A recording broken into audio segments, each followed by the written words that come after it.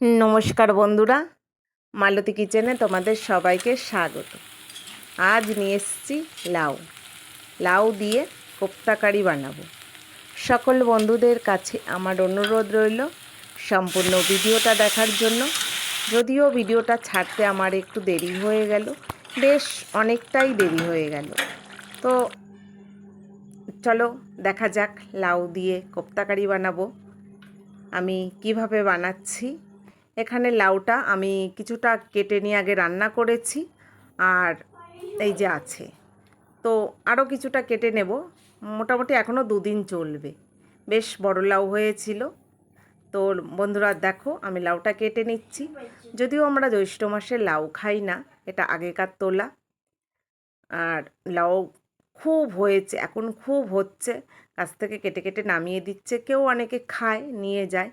যদিও বলে যে আমাদের নাকি হিন্দু ধর্মে কিছু কিছু লোক আছে বা মা ঠাকুমারা এরকম বলে, জ্যৈষ্ঠ মাসে যদি জ্যৈষ্ঠ সন্তান পুত্র হয় তাহলে লাউ খায় না। জানি না ঠিক এটা বাস্তবে কি, তবে মা খেতে না করেছে, তাই আমি খাই না। তো এখানে আমি দেখো প্রথমে লাউটা কেটে ছুলে পরিষ্কার করে নিয়েছি। এবার লাউটাকে গ্রেট করে নেব। আর কোপ্তা বানাতে গেলে তো গ্রেট করতেই হবে। এইবার আমি এই যে বড় দিক থেকে গ্রেট করে নিচ্ছি। আর ছোট দিক থেকে করলে কি বলো তো, একদম ফেনা ফেনা হয়ে যাবে। আর এই বড় দিক থেকে করলে কি একটু তাড়াতাড়িও হবে, আর বেশ ভালোও হবে। তো দেখো এইভাবে সমস্ত লাউগুলো আমি গ্রেট করে নিচ্ছি। আর লাউটা কিন্তু বেশ বড় হয়ে গেছে, একদম বীজ হয়ে গেছে। বীজগুলো ঠিক যেন আমার দাঁতের মতন, কি বলবো। আর সেই কারণে বীজগুলো আমি পরে ফেলবো। কিন্তু লাউটা কচি আছে। বীজ হয়ে গেলে কি হবে, কচি, যেহেতু বাড়ির গাছের লাউ, আমার জায়ের গাছের লাউ। এবার বীজগুলো আমি এক এক করে খুঁটে খুঁটে পরিষ্কার করে বের করে নেব।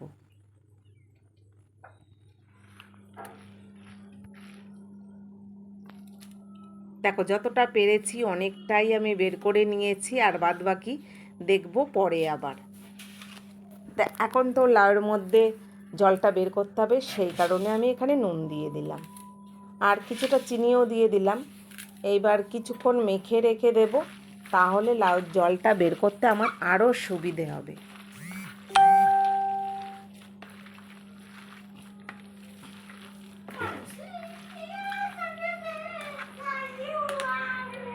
দেখো কতটা জল বেরিয়ে গেছে। এখন আমাকে জলটা একদম বের করে নিতে হবে। একটা পরিষ্কার কাপড় নিয়ে নিতে হবে, বা আমি এটা একটা রুমাল নিয়ে নিয়েছি। যদি আমার এরকম ধরনের রান্না যখন হয়, তখন আমি এটাকে ব্যবহার করি, কারণ কাপড় টাপড় একটু আমি চট করে নিই না। এরকম সাদা সাদা রুমাল কিনতে পাওয়া যায়, পাতলা, এসব কাজের জন্য খুবই সুবিধা। তো ভালো করে দেখো, এখন লাউয়ের জলটা বের করে নিতে হবে। দেখো কতটা জল বেরিয়েছে। অনেকে শুনেছি যে লাউয়ের জুস খায়, যাদের প্রেশারের রোগ নাকি ঠিক জানি না, শুনেছি।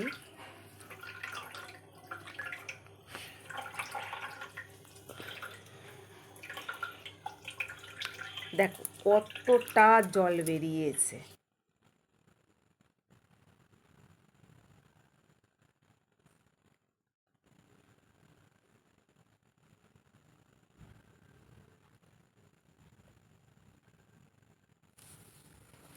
বেশ সুন্দর করে জলটাকে বের করে নিয়েছি। দুটো একটা বীজ দেখা যাচ্ছে, বীজটাকে আমি বের করে নেব।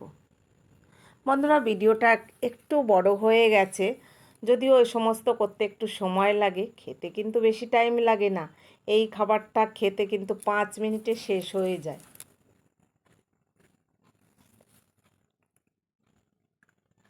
দেখো এখানে আমি এক এক করে মশলা দেব। এখানে কিছুটা গোলমরিচ গুঁড়ো দিয়েছি, আর এখন দিচ্ছি ময়দা। এখানে কিন্তু তোমরা চাইলে, ময়দা ব্যবহার করেছি, বেসনটা ব্যবহার করলে সব থেকে ভালো হয়। আমি এখানে জিরের গুঁড়ো, ধনের গুঁড়ো একটু দিয়ে দিচ্ছি, আর গরম মশলার গুঁড়ো।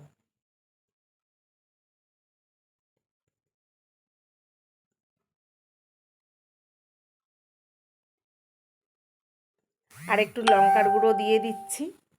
আর প্রথমে আমি দেখিয়েছিলাম কিছুটা জোয়ান দিয়ে দিয়েছিলাম। আর এই কোপ্তাটা বানাতে গেলে অবশ্যই জোয়ান দিতে হবে। আর আমি এখানে ময়দা ব্যবহার করেছি, ময়দার বদলে বেসনটা ব্যবহার করলে সব থেকে ভালো হয়। আর এই রান্নাটা সম্পূর্ণ নিরামিষই হয়, তবু আমি নিরামিষ না, আমি এখানে বলবো আমি পেঁয়াজ ব্যবহার করব। আমাদের নিরামিষ মানে আমরা পেঁয়াজ খাই না, কিন্তু পেঁয়াজটা না দিলেও হয়। যেহেতু আমি পেঁয়াজটা দিলে কি বলো তো, আমার ঘরের মানে বাচ্চা, আমার ছেলে, ও খাবে। আর যদি একদম নিরামিষ করি তাহলে আমাকে একাকেই খেতে হবে। এবার দেখো মোটামুটি একটা গোল গোল বানিয়ে রেখে দিচ্ছি। এখানে আদা, পেঁয়াজ, কাঁচা লঙ্কা, এখানে কিন্তু রসুনটা ব্যবহার করছি না। আর তোমরাও যদি বানাতে চাও এখানে রসুনটা ব্যবহার করো না। পেঁয়াজ যদি না দিতে চাও সবথেকে ভালো হয়, আর পেঁয়াজ দিলেও ভালো হয়, কিন্তু রসুনটা এখানে ব্যবহার করো না। এবার দেখো বেশ এক এক করে গোল গোল বানিয়ে আমি রেখে দিচ্ছি, তাহলে কোপ্তাগুলো ভাজতে আমার খুব সুবিধে হবে।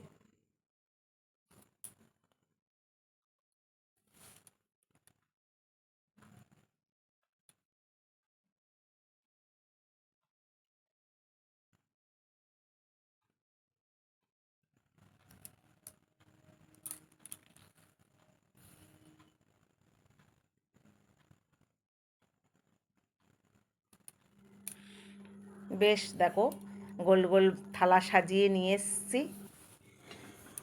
এবার একটা কড়াইতে দেখো আমার অনেকটা সাদা তেল ছিল, যেহেতু কাল রাত্রের লুচি ভাজা হয়েছে তেলটা রয়ে গেছে।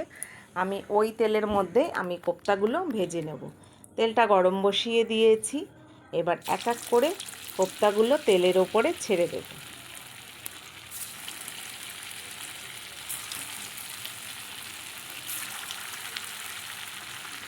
যে সমস্ত বাচ্চারা লাউ খেতে চাইবে না বা বড়রাও লাউ খেতে চায় না, কিন্তু এইভাবে বানিয়ে দিলে কিন্তু নিমেষে ওরা খেয়ে নেবে।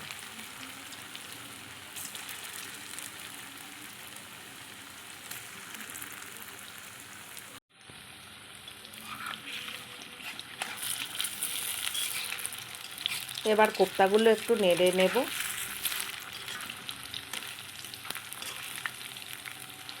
এখানে যদি বেসন ব্যবহার করা হয় তাহলে কিন্তু খুব যে কড়া করে ভাজতে হবে ওটা না ভাজলেও হবে।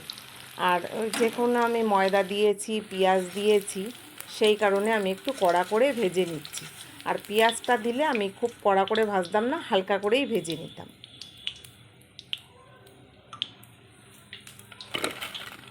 এবার কোপ্তা কয়েকটা ভাজা হয়ে গেছে, তুলে নিলাম। আবারও কয়েকটা দিয়ে দিচ্ছি।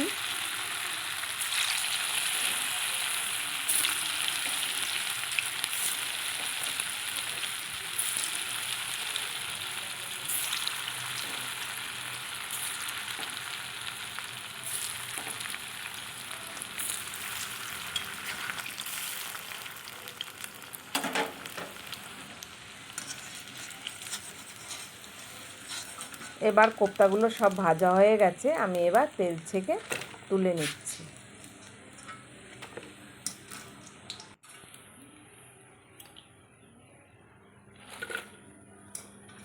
দেখো কত সুন্দর হয়েছে।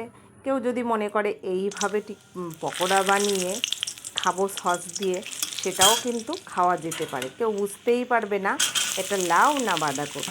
এখানে আমি গোটা গরম মশলা ব্যবহার করলাম আর তেজপাতা ফোড়নে দিয়ে দিলাম। তারপরে বেশ কুচনো একটা বড় পেঁয়াজ তেলের ওপরে একটু নেড়ে নিচ্ছি।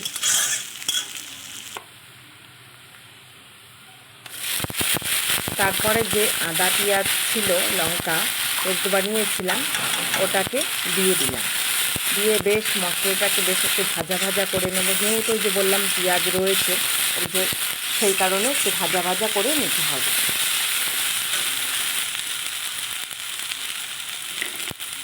সামান্য নুন দিলাম। আর এখানে জিরের গুঁড়ো, ধনের গুঁড়ো, এই দুটোই আমি দিয়ে দেবো অল্প অল্প করে।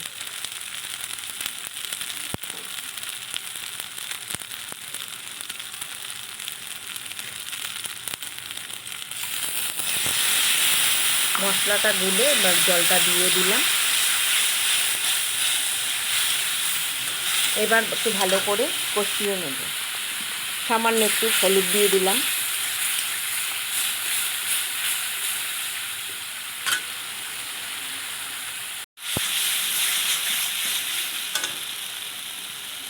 মশলা থেকে এবার তেল ছাড়তে শুরু করে দিয়েছে। এবার এখানে আমি প্রায় 200 গ্রাম দই দিয়ে দিলাম।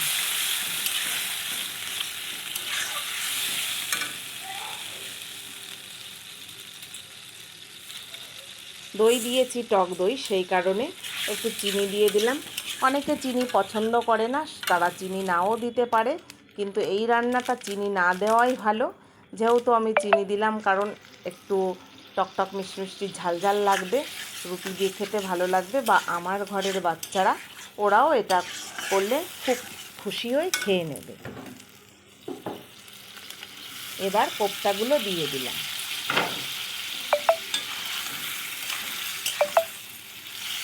কোপ্তাগুলো দিয়ে আরেকটু নেড়ে নেব।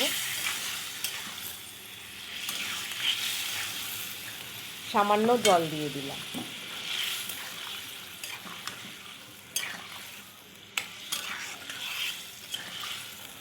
খুব বেশি জল দিলাম না এখানে। এবার ফুটে উঠলে আমি নামিয়ে নেব। বল।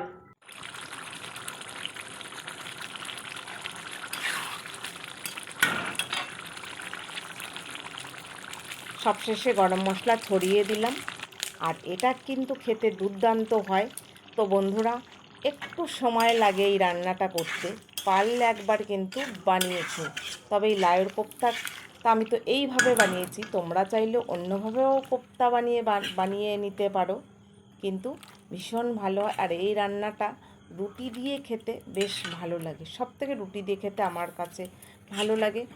আর ভাতের সঙ্গে যারা পছন্দ করে তারা তো অবশ্যই খাবে, কিন্তু আমাদের ঘরে রুটি দিয়ে খাওয়া হবে। তো আমার রেডি কোপ্তা কারি, লাউয়ের কোপ্তা কারি। তো বন্ধুরা, ভিডিওটা ভালো লাগলে লাইক, কমেন্ট, শেয়ার, সাবস্ক্রাইব করে দিও। দেখা হবে পরের ভিডিওতে।